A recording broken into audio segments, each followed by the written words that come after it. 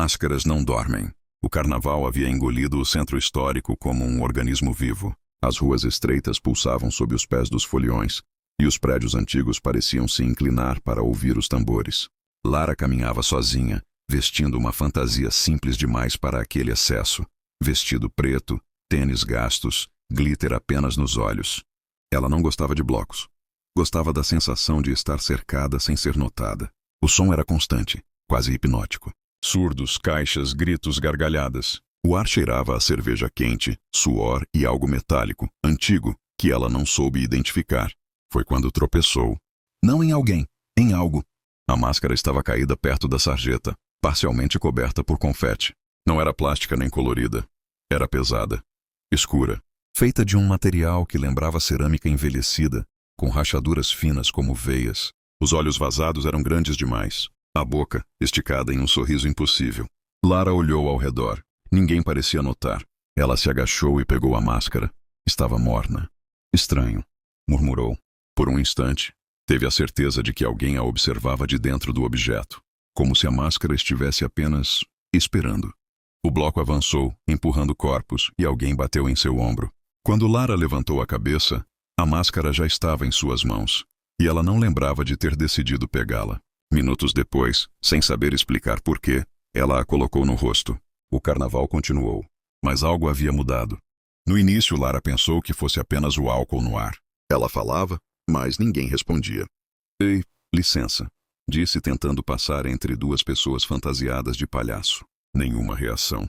Ela tocou o braço de um deles. A mão atravessou o tecido. E depois a pele. Lara recuou, o coração disparando. Tirou a máscara com pressa. Tudo voltou ao normal. Alívio imediato. Risos, empurrões. Um copo de cerveja respingando em sua perna. Confusa, ela respirou fundo e colocou a máscara novamente. O mundo ficou oco. O som dos tambores tornou-se distante, abafado, como se estivesse debaixo d'água. As pessoas continuavam se movendo, mas não desviavam dela. Não haviam. Ela começou a andar sem resistência, atravessando a multidão com facilidade demais. Isso não é real, sussurrou. Então percebeu algo pior. Algumas pessoas a olhavam de volta. Não eram muitas. Talvez 5, talvez 6. Todas usavam máscaras. Máscaras antigas, prateadas, sorridentes. E todas a acompanhavam com os olhos. Lara seguiu uma das figuras mascaradas até uma rua lateral. O barulho do bloco foi ficando distante, substituído por um silêncio pesado, quebrado apenas por um tambor solitário, batendo em algum lugar invisível. A figura parou sob um poste piscando. Você demorou, disse uma voz feminina, abafada pela máscara. O que é isso? Lara perguntou, tentando controlar o tremor. O que está acontecendo comigo? A mulher inclinou a cabeça. Carnaval é passagem. Sempre foi. Antigamente todo mundo sabia. Passagem para onde? Para o lugar onde ninguém precisa mais fingir, respondeu. Ela se aproximou e Lara sentiu um cheiro de terra molhada, de coisa guardada por tempo demais. A máscara não te escolheu por acaso. Você já estava quase fora. Fora do quê? A mulher levantou as mãos e lentamente retirou a máscara. Não havia rosto embaixo. Apenas escuridão. Fora do mundo que dorme, disse a voz, agora vindo de todos os lados. Lara correu. As ruas começaram a se repetir. A mesma fachada descascada. O mesmo bar fechado. O mesmo confete preso no chão como algo orgânico. As pessoas sem máscara haviam desaparecido. Agora todos usavam algo no rosto. Algumas máscaras choravam. Outras sangravam lentamente pelos olhos vazados. Algumas sussurravam palavras em línguas que Lara não reconhecia, mas compreendia.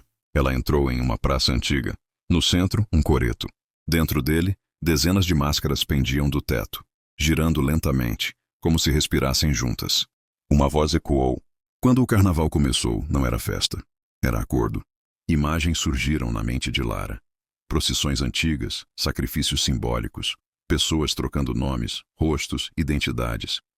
Quem veste fica, quem fica esquece. Eu quero tirar isso! Gritou. A máscara apertou seu rosto como se estivesse viva. Ninguém tira, respondeu a cidade. Lara foi levada pela multidão mascarada até uma avenida larga. Ali não havia música alta. Apenas um ritmo lento, profundo, quase funerário. Um desfile avançava. Pessoas sem rosto caminhavam em silêncio, segurando placas com datas antigas. Quem são eles? Perguntou Lara a um homem mascarado ao seu lado. Os que esqueceram seus nomes antes do fim da festa. Ela reconheceu alguns rostos nas placas. Pessoas desaparecidas. Casos antigos. Notícias que já havia lido. E no fim do carnaval? Perguntou. O homem riu. Não existe fim, só troca. A máscara de Lara começou a sussurrar seu nome. Não em voz alta. Por dentro. O céu começou a clarear. Algumas máscaras caíram no chão, vazias. Outras se fecharam como casulos. Lara sentiu o peso diminuir. Ela arrancou a máscara do rosto com um grito. O mundo voltou. Sirene distante. Caminhão de limpeza. Restos de confete sendo varridos. Ela estava sentada na calçada, suja, exausta. Moça, disse um gari. Você tá bem? Lara assentiu em choque. No chão, ao seu lado, havia apenas uma máscara quebrada. Ela deixou ali. Foi embora. Dias depois, Lara tentou seguir a vida. Mas algo estava errado. Espelhos não refletiam seu rosto corretamente. Às vezes ela via rachaduras. Às vezes olhos que piscavam tarde demais. Pessoas mascaradas começaram a aparecer fora do carnaval. No metrô. No mercado. Paradas observando. Ela começou a sonhar com tambores. E acordava sorrindo. Na noite seguinte, alguém deixou algo à sua porta. Uma máscara nova, ainda morna. E do lado de fora, o som distante de um tambor começou a tocar. O último bloco da Rua do Sal. Ninguém lembra exatamente quando o carnaval começou naquele ano. Não houve contagem regressiva, nem gritos na rua, nem o primeiro copo de cerveja derramado no asfalto. Apenas o som. Um tambor distante, abafado, como se batesse dentro de uma parede grossa. Eu estava com Lucas, Marina e João. Tínhamos desistido dos blocos oficiais depois de horas presos em ruas lotadas demais, quentes demais, vivas demais. Foi quando o som apareceu, não mais alto, apenas presente. Um ritmo errado, fora do tempo. Vocês estão ouvindo isso? Marina perguntou. Lucas riu, já meio cansado. Carnaval, né? Sempre tem algum bloco perdido. Mas eu sabia que não era isso. O som não vinha de direção nenhuma. Parecia nos rodear. Quando demos o primeiro passo seguindo o ritmo, nenhum de nós se lembrou de ter decidido ir. A Rua do Sal não aparecia em mapas atualizados. Era estreita demais, antiga demais. As fachadas tinham portas fechadas e janelas cegas. O ar cheirava a ferrugem, suor seco e algo adocicado que me embrulhou o estômago. No fim da rua, luzes pendiam de fios improvisados. E ali, entre bandeirolas sujas e confetes grudados no chão molhado, o bloco nos esperava. Sem nome, sem estandarte, sem gritos, só o tambor. Havia dezenas de pessoas, talvez centenas. Todas fantasiadas, mas nada brilhante, nada novo. Máscaras antigas, roupas de outros carnavais, tecidos desbotados, pierrots rasgados, colombinas sem plumas. Fantasias que pareciam usadas até perder o sentido. O mais estranho não era a aparência, era o silêncio. Eles dançavam perfeitamente sincronizados ao som do tambor, que não fazia barulho nenhum. Eu via o movimento das mãos que batiam, dos corpos que pulavam. Mas não havia som além da nossa respiração. Ninguém falava, ninguém ria, ninguém cantava. Sorrisos rígidos como se colados ao rosto, olhos abertos demais, vazios demais. Isso é alguma performance? João sussurrou. No instante em que sua voz saiu, todos os foliões viraram o rosto ao mesmo tempo. O tambor parou.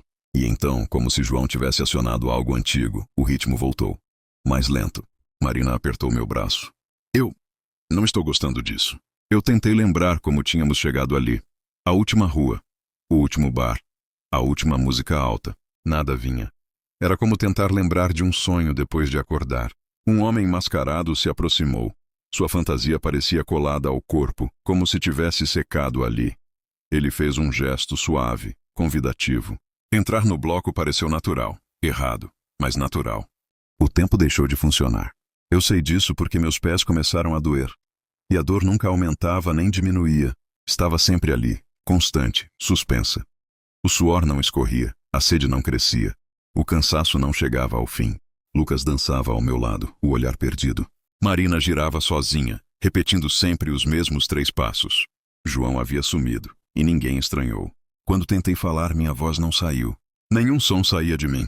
Pânico subiu pela garganta, mas não havia como gritar. Só o tambor invisível marcando o ritmo.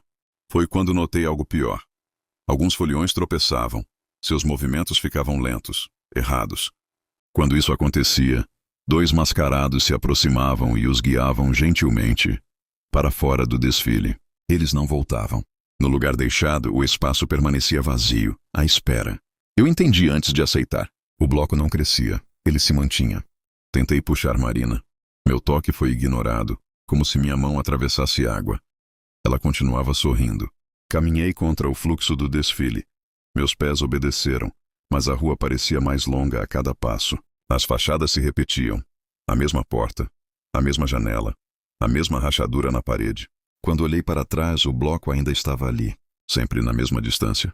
Um mascarado surgiu à minha frente. A máscara era dourada, rachada no olho esquerdo. Ele inclinou a cabeça como quem lamenta. Com um dedo, apontou para o desfile, depois para o meu peito. Eu entendi. Ainda não. Não sei quantas horas ou dias se passaram. Meu corpo começou a falhar de forma desigual.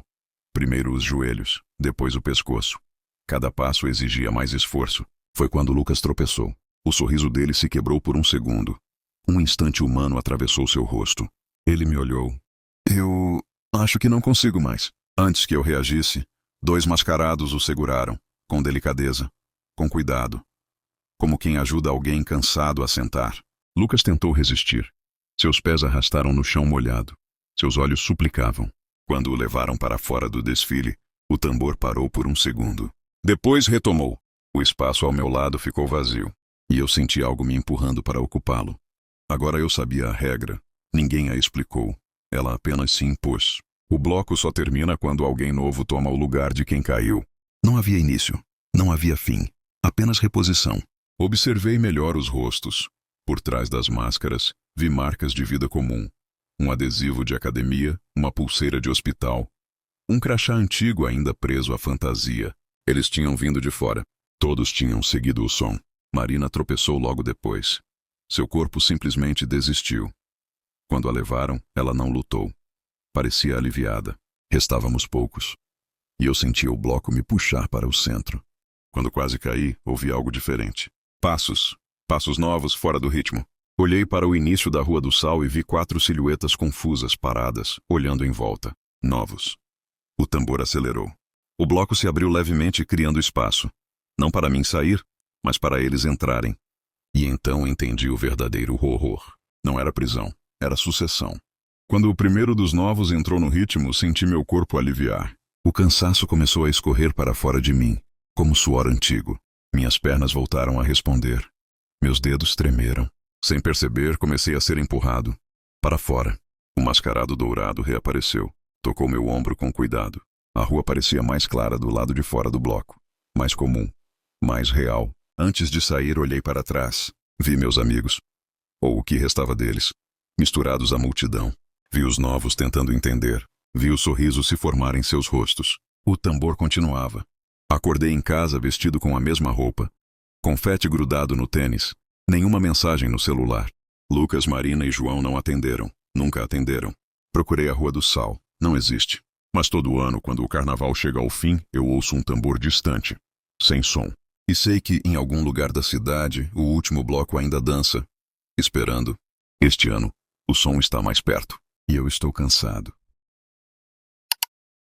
Confete preto. A chuva começou pouco antes das 5 da manhã, quando os últimos blocos ainda resistiam nas ruas do centro. Não era uma chuva forte, mas persistente, morna, quase íntima. Lavava o suor, a maquiagem borrada, os restos de fantasia. Quando cessou, deixou algo estranho para trás. O asfalto amanheceu coberto por confetes escuros. Não eram exatamente pretos. Tinham tons irregulares como cinza queimado, carvão moído, poeira de algo que já foi sólido. Grudavam no chão, nos sapatos, nos pneus dos carros. Não voavam com o vento. Os primeiros a pisar neles sentiram apenas um arrepio breve. Depois risadas. Não risadas altas, abafadas como se viessem de trás das paredes, de dentro das bocas fechadas. Às 7 da manhã, 3 garis abandonaram a varrição na Rua da Glória. Um deles não lembrava onde morava. Outro começou a chorar sem saber por quê. O carnaval oficialmente havia terminado, mas a cidade não parecia concordar. Camila Torres soube do confete preto por acaso.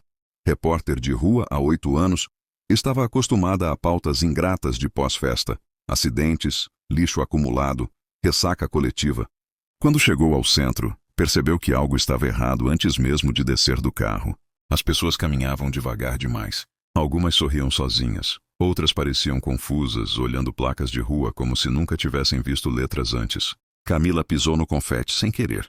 O som veio primeiro, Uma gargalhada curta, infantil, ecoando dentro da cabeça. Depois, uma onda de calor, euforia pura, o corpo leve, as cores mais vivas. Um desejo súbito de dançar, ali mesmo, sozinha. Durou poucos segundos. Quando piscou, estava no meio da rua, microfone desligado, sem lembrar por que tinha parado ali. No bolso, o celular marcava chamadas perdidas feitas por ela mesma.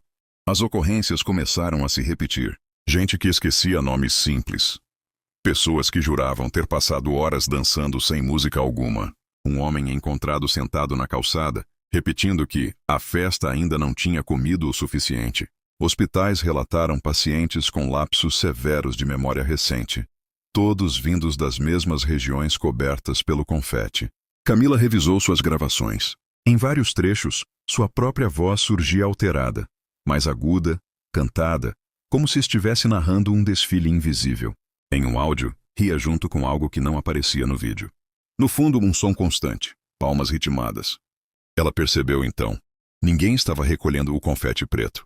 A prefeitura alegava falha logística, mas à tarde, ele parecia mais espalhado do que antes. A resposta veio de um lugar esquecido. Nos arquivos municipais, Camila encontrou recortes de jornal da década de 1920.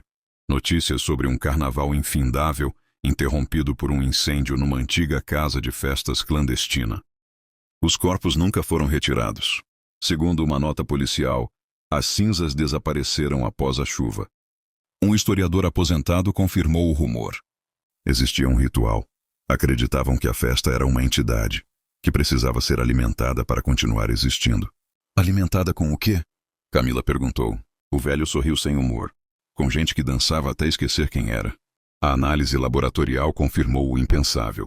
O confete preto continha restos humanos incinerados, cinzas finíssimas, misturadas com pigmentos e resinas naturais. Não era lixo. Era fabricação. Na mesma noite, Camila sonhou com um salão lotado, pessoas dançando sem rosto, máscaras grudadas à pele. Do teto, confetes escuros caíam como neve quente. Quando acordou, tinha os pés sujos de preto. Ela morava no 10º andar. A cidade mudou de ritmo. Sem música, sem blocos, sem trio elétrico, e ainda assim havia dança. Pessoas se moviam em sincronia invisível, rindo baixo, pisando o confete como se obedecessem a um chamado. Quem tentava limpar, esquecia o motivo no meio do gesto. Camila percebeu algo pior. Quanto mais se investigava, mais o confete se espalhava. Era como se a curiosidade fosse parte do ritual. Na última transmissão ao vivo, ela contou tudo. Falou das cinzas, do culto, da entidade faminta. Enquanto falava, começou a rir. Não conseguiu parar. O sinal caiu. Horas depois, Camila foi encontrada no centro da avenida, descalça, coberta de confete, dançando sozinha sob um poste apagado. Não lembrava do próprio nome. Na manhã seguinte, choveu outra vez. O confete se espalhou ainda mais. Os jornais chamaram de fenômeno cultural inexplicável. O carnaval foi oficialmente estendido por tempo indeterminado, porque algo tinha acordado e precisava ser celebrado. Todo ano, depois da última chuva, alguém pisa primeiro, e a festa continua.